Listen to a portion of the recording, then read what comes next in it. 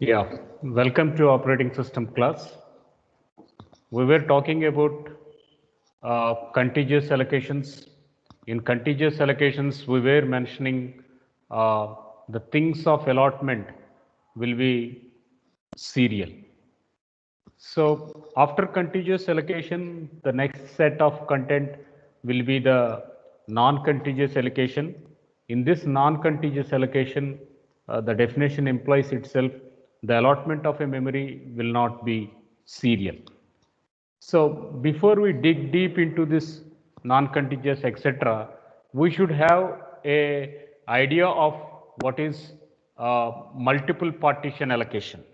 So as far as multiple partition allocation is going to be concerned, we do have to attain degree of multiple programming, that is number of processes need to be occupied, and before that we do say that we have some variable sizes which are variable sizes of blocks of memory which are going to be scattered in the memory, and that constituent we are going to call here as a whole here, whole. So now with this background, we do have to support dynamic storage allocation, and that dynamic storage allocation is going to take up with three criteria. One, we are going to call it as first fit, second we call it as best fit, and third partition we are going to call it as a worst fit. So in general, we say that memory disk is going to have some track here. We call it as track 1, track 2, track 3 and track 4. Then we make a slice of this. We are going to call here as some sectors. Now the rectangle cells what we are going to mention which are on these sectors and which are on these tracks, we mean to say they are called as some disk blocks. Now such a collection of disk block we assume here as a whole. So collection of such disk blocks we are going to assume here as a whole. So how is a memory which is to a program to be allocated, that it is going to be taken up? For that, the three dynamic storage strategies are available. First one was first fit, second one was best fit, and third thing was worst fit. The definition says that first bit it is going to allocate the first hole that is big enough. Best fit definition, it is going to allocate the small hole that is big enough, and worst fit it is going to allocate the largest hole available. Now let us take one example and see how these three terms are going to be explained. So there are three terms what we are going to call it as. First we are going to call it as first fit. Second one we call it as best fit, and third type of dynamic allocation is worst fit. So we have dynamic allocation here. So dynamic allocation, now we are going to say first fit, best fit and worst fit. Now let us say that we have the random access memory. We have the random access memory, and in this random access memory it is going to be partitioned into multiple segments, and there they are going to have some user space, and followed by it is going to have some system space etc. So for that it is going to take up in this model.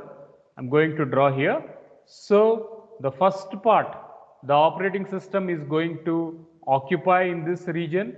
We are going to say this as low memory, and this low memory we are going to call them as some system space, and the rest of the part we are going to call it as some user space, and user space we are going to call it as some high memory. That is the first distinction. Got it?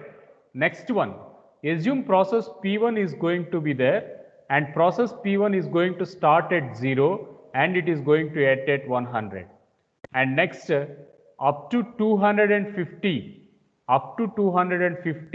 assume there is some free space. Assume up to 250 free space is there. Next one, we are going to have some P2 process. It is going to occupy from 200 to 300. Then assume again there is one more process which it is going to occupy up to 300 to 400, that we are going to call it as P3. Similarly, we have two more programs here which it is going to spread up to 500, 600 and assume it is some 1000. So this part we are going to call it as free space. Okay, and now 400 to 500, again I can say it is free space here, and assume P4 is going to live here. Okay, so now this is the scenario which I am going to put before you. So 0 to 100, 100 is going to occupy. P2 it is going to occupy some 250 to 300, 50 MB of location. P3 it is going to occupy 300 to 400, 100 MB of location of storage is going to be given up. P4 is there and P4 again it is going to occupy 100 MB. Okay, fine. That is first scenario. Next, what is the free space available? What is the free space available? Free space available between 100 to 250.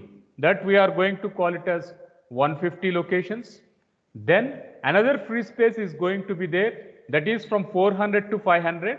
We are going to call it as 100 MB space is there. Then assume that there is another free space between 600 to 1000. So again 400 MB is going to be taken up. Now total available free space, the available free space you can assume it as 250 plus 400. So 650 is going to be the available free space, Okay, fine. Now assume that let process P5 is going to come into scenario and it is going to see 90 MB. It is going to require 90 MB of data. It is going to require process size. The process size, it is going to require only 90 MB of data. Now, how first fit works? So, now first fit, it has to allot a hole which is going to be the near optimal value. That the definition, as per the definition, you can see that the first hole that is big enough. Okay, now I have a challenge. 150 is a hole size, 100 is a hole size, and 400 is a hole size. So 150 is free here, 100 is free here, and another 400 is free here.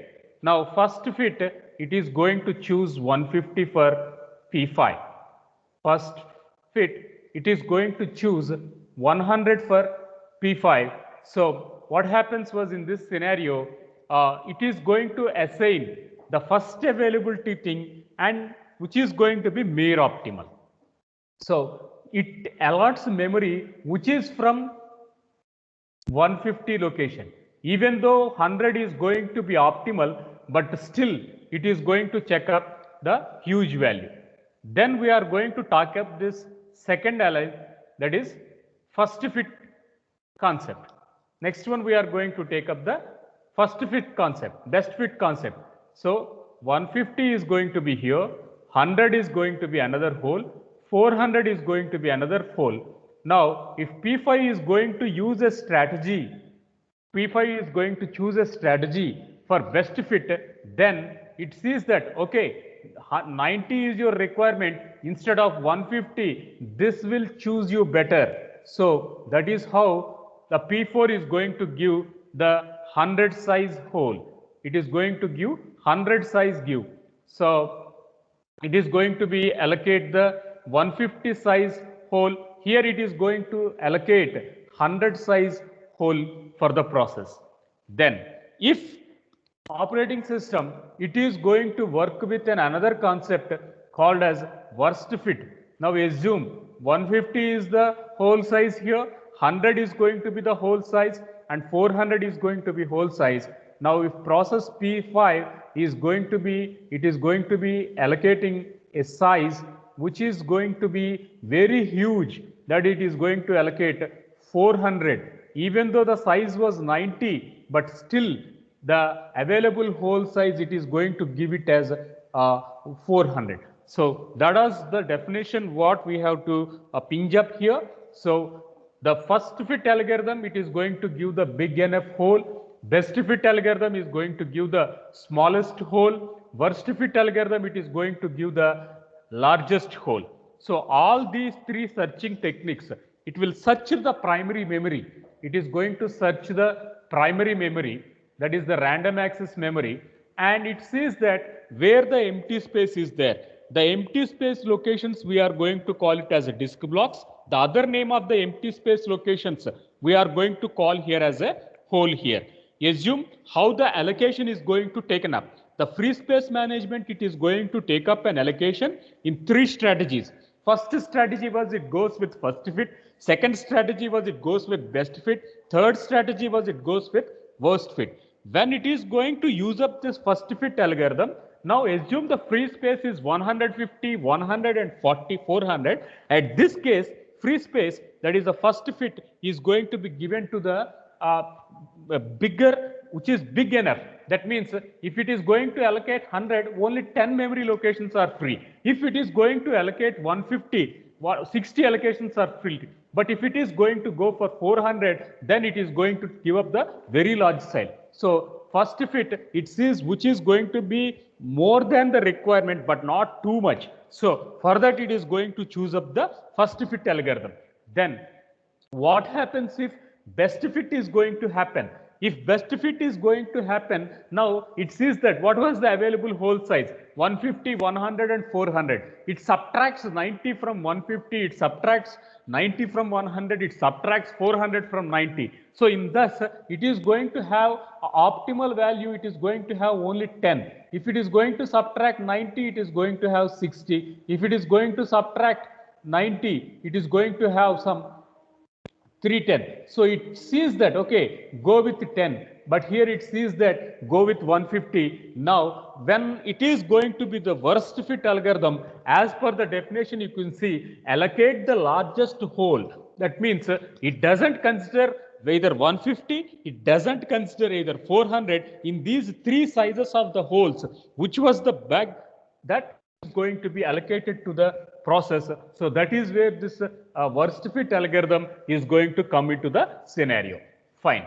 So now we have talked about contiguous locations. After that, now we are going to begin with the non-contiguous locations. In that, we talked about the dynamic allocation. So in dynamic allocation, we talked about first fit, best fit and worst fit strategies. So first fit algorithm, it is going to choose a big enough hole, and that to first order, and when it is going to see start right from the starting, it is going to work out whichever it is better, that is going to take up.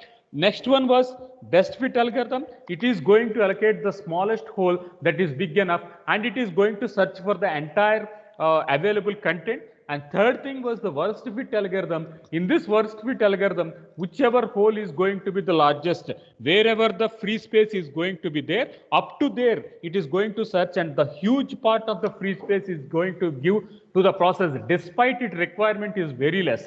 Okay, I am asking for 90 MB, but operating system is going to give 400 MB, which is 2x. So that was the drawback in worst fit. What about best fit? I was asking for 90. Is waste, that I am going to call it as best fit. First fit, I have 150 free space, 100 free space, 400 free space. Then what it sees, 90 is the memory size requirement. If I give 400, it will be too much. If I give 100, it may be less. And if I give 150, maybe it is meeting the requirement, but more or less it is meeting the requirement. It meets the requirement, but little more access. So that is where the strategy of first fit is going to take up. Okay. Now let us look the new word here, non-contiguous or not contiguous. So what happens if this example is going to be allocated? Now assume I am going to allocate the process. Assume I am going to allocate the process. That too I am going to assume best fit here. That too I am going to allocate best fit here. So what was the scenario here? So I can draw the diagram again. So in this scenario,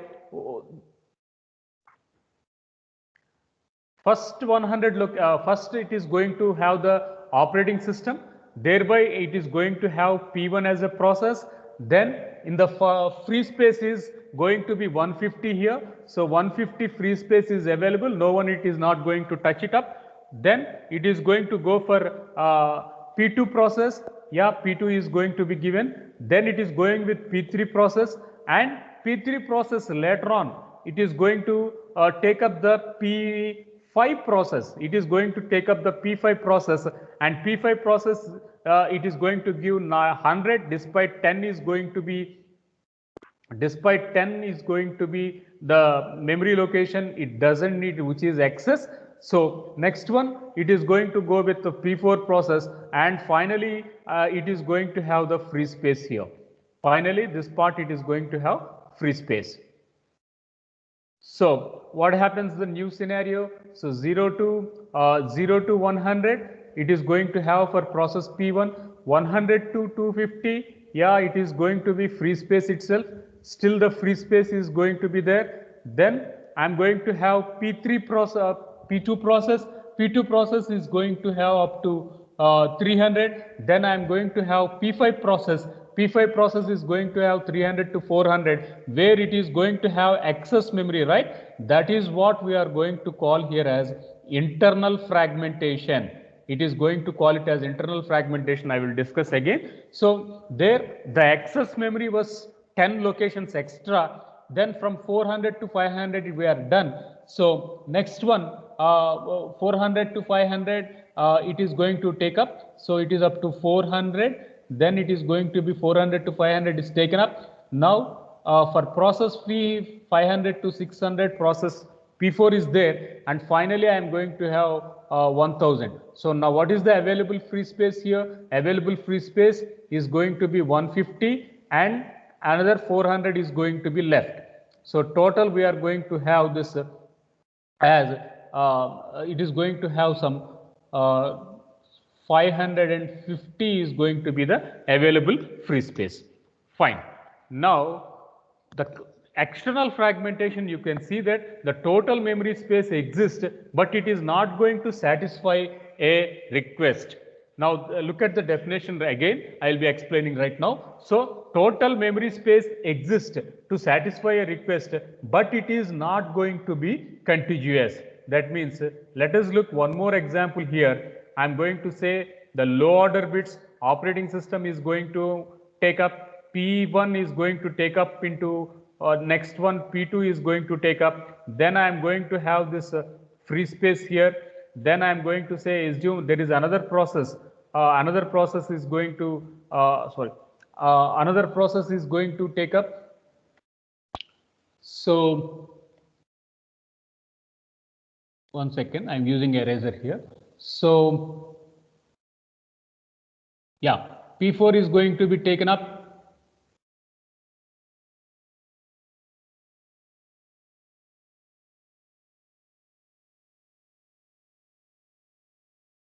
Yeah, P3 is going to have its content, then it is going to have some P4 is available. Now assume this entire part is going to be some free space. So this was the scenario. Assume this was the scenario. So free space 1, free space 2, and free space 3. Now it is the scenario right now before you. Okay. Now assume process now P1 is going to occupy 0 to 100, P2 is occupied to 100 to 200, free space is 300 to 400. So in this way I am going to write it. Okay. So this is up to 600 and assume it is up to 1000. So this is the scenario. So what is P1 is going to occupy? So let P1 is going to occupy 100 MB. So random access memory, and memory was measured in MB. So P2 is going to occupy 100. P3 is occupying 100. P4 is occupying 100. So this was the scenario. Then what is the total free space? What is the total free space? Free space. So one, it is going to have free space 1. It is going to occupy 100. Free space 2, it is going to have 100. And free space 3, it is going to have some 400. So now total free space, I can say it is going to be 600. Now let process P5 is going to come into picture, and it needs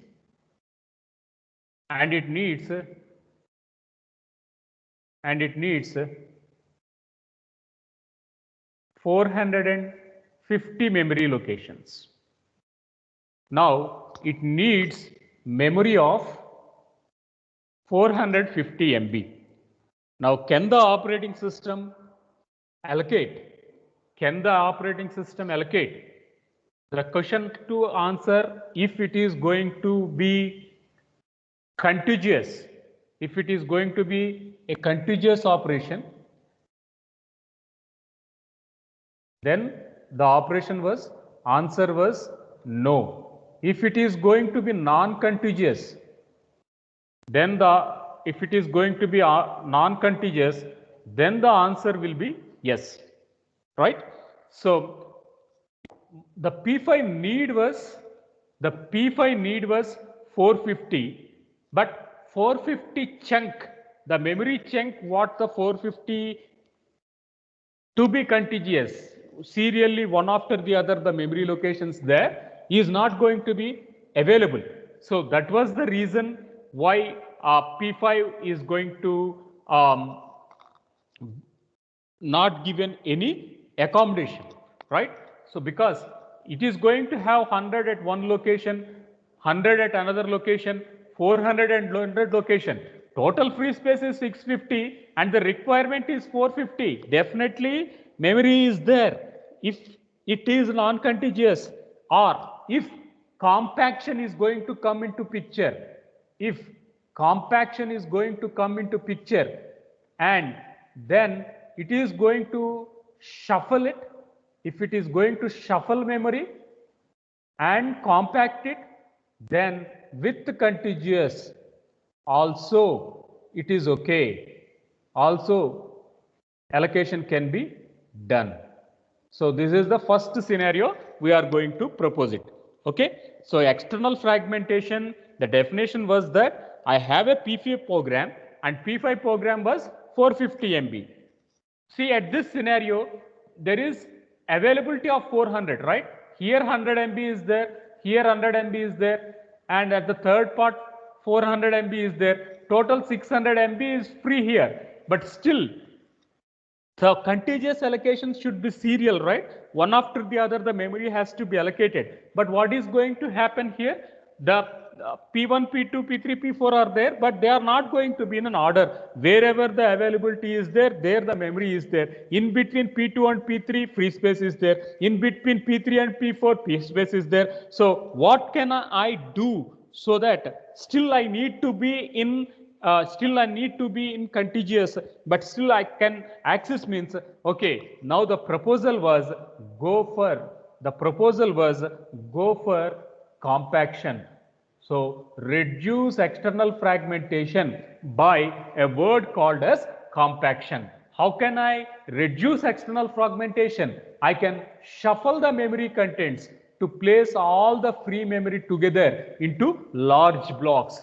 So instead of making partition at one location, another partition at another location, so why we are going to give a part of memory? Why not we link up together? Why not we pull up together, give a free space to this scenario? So that is where a compaction is going to address the issue of the external fragmentation. Address the issue of external fragmentation. So what is going to happen at this scenario was, so it is going to take up the things like this. So random access memory will be there, then random access memory will be there. Now it is going to have the operating system at this scenario, then this is called as system space. After that we do have some user space. Now in the user space, user program are going to take up process P1, process P2, process P3, process P4, process P5. So then it is going to shuffle. It is going to shuffle the processes. It is going to relocate the processes. Relocate the process. So what is going to happen here? Now it is going to apply a technique called as compaction.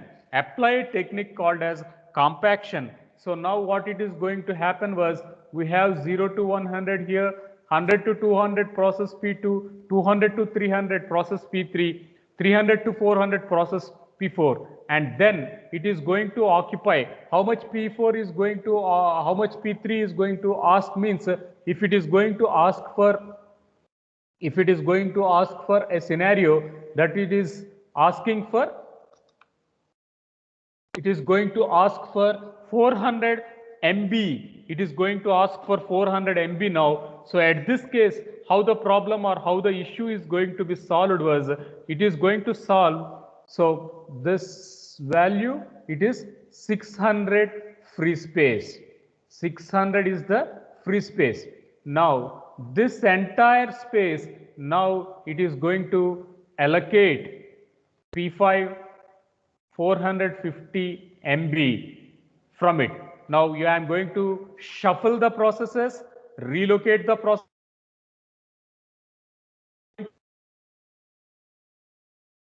the things. I have operating system here. So P1, P2, P3, P4 and P5 is going to be given, and now the less amount of free space is going to happen at the end. So free space is going to be happen at the end. So I can say 0 to 100 here, 200 here, 300, 400, and P5 is some up to 850. Now I can say it is up to here. So now free space is still left with 100 MB. Got it? Now process P5 is going to be given accommodation in a memory. Process P5 is given allocation in the random access memory. How can I make it possible? It is going to be possible with external fragmentation, where the external fragmentation, it has shuffled memory. It has shuffled the memory. That is, it has made a relocation of process, and then it is going to apply a word called as compaction, that it is going to pull up the free space. It is going to pull up the free space, then allocate the free space to the new process. Allocates the free space to the new process. That is how the steps are going to take up. So external fragmentation is there, memory is going to be shuffled, relocation of process is going to be taken up. So then process free space is going to be created, thereby the compaction is going to come into picture, and thereby free space is going to be pulled up, and thereby the process is going to be allocated to the required content. Okay, so we talked about the internal fragmentation, we talked about the external fragmentation. So external fragmentation, as per the definition, the total memory space exists to satisfy a request, but it is not going to be contiguous. Okay, so I do have 100, I do have 100, I do have 400, that is total 600 is there, availability is there, but still I can't accommodate process P5. So how can I do this accommodation? I can do it with a technique called as compaction. What is compaction? So you just move the blocks one after the other and pull up all the free space together. When the pull up of all the free space is together, now definitely the pull up space will be greater than the requirement of process P5. Process P5 requirement is 450 and the available free space was 600. So definitely we can give up the we can give up the space to the P5 and still 150 MB is going to be part of a free space. So that is how external fragmentation using the help of compaction has addressed the issue. Next one, after external fragmentation, we have internal fragmentation. After external fragmentation, the another word here we have to look up will be the internal fragmentation. So I can just take up here. So when we are going to talk of this internal fragmentation, so internal fragmentation, so operating system is going to take up, P1 is going to be happen, P2 is going to be happen, and now this is the free space. So free space, so occupying 102, this is 200 and free space was 400. Okay, now I can say free space is equals to some 200 MB. Okay, now let process P3 asks for 180 MB.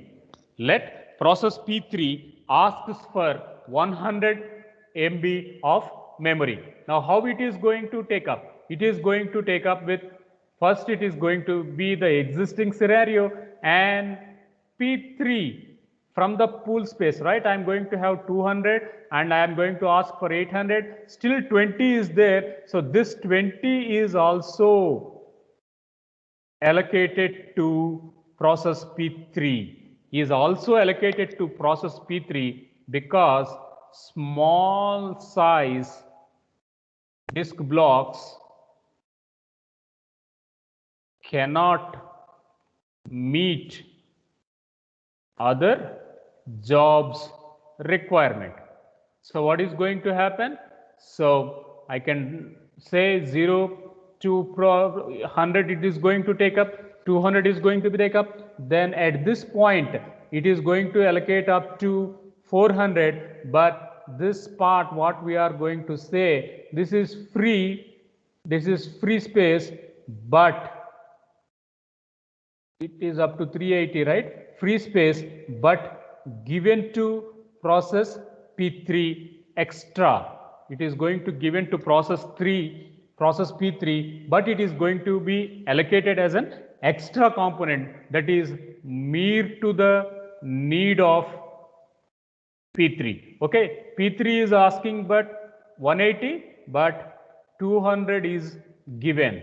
So the 20 memory locations are going to be given extra at that place. Now I can say this scenario of giving extra locations to the process despite its requirement, we are going to call it as internal fragmentation. We are going to call that mechanism as a internal fragmentation.